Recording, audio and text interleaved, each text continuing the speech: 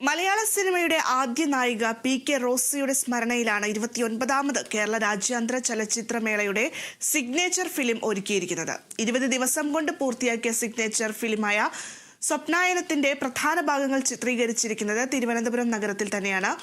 മലയാള സിനിമയുടെ ജന്മസ്ഥലമായ നഗരത്തിന്റെ പതിറ്റാണ്ടുകൾ നീണ്ട വളർച്ചയും അനിമേഷനിലൂടെ സംവിധായകൻ അവതരിപ്പിച്ചിട്ടുണ്ട്.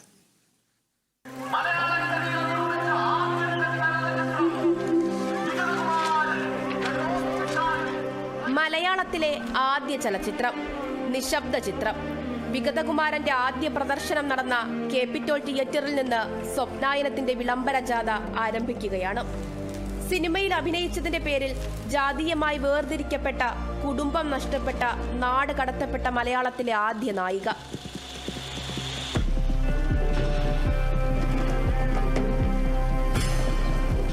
പി.കെ. റോസിയുടെ അവഗണിക്കപ്പെട്ട ധീര പാരമ്പര്യമാണ് സ്വപ്നായനം അടയാളപ്പെടുത്തുന്നത്.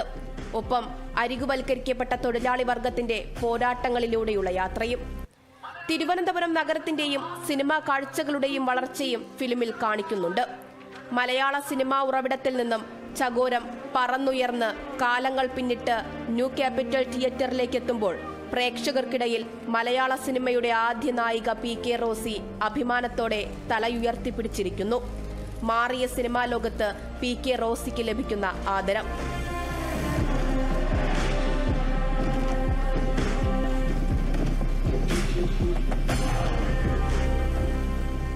വളരെ റിഗ്രസീവായിട്ടുള്ള ഒരു കാസ്റ്റിസ്റ്റ് അറ്റാക്ക് ആയിരുന്നു.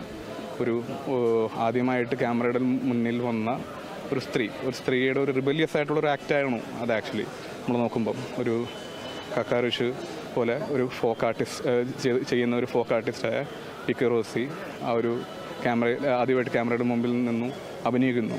അത് സോ ബേസിക്കലി അവിടെ നിന്നാണ് ഈ ഒരു ആശയം ഉണ്ടായത്. കേരള രാജ്യാന്തര ചലച്ചിത്രമേളയുടെ മുദ്രയായ ഏകത്വവും സാംസ്കാരിക വൈവിധ്യവും സിനിമയുടെ കരുത്തും സൂചിപ്പിക്കുന്ന ലങ്കാലക്ഷ്മിയുടെ പ്രകാശനത്തിലാണ് സ്വപ്നായനം അവസാനിക്കുന്നത്. ലങ്കാലക്ഷ്മിയെ സ്ഥാപിക്കുന്നതിന് പിന്നിലും പി.കെ. റോസി തന്നെ. 1 മിനിറ്റോളം ദൈർഘ്യമുണ്ട് signature ഫിലിമിന്.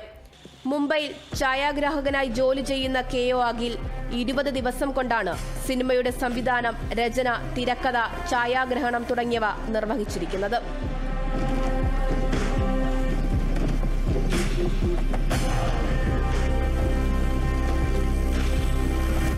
Suryagayathri, Kerala vision news, Thiruvananthapuram.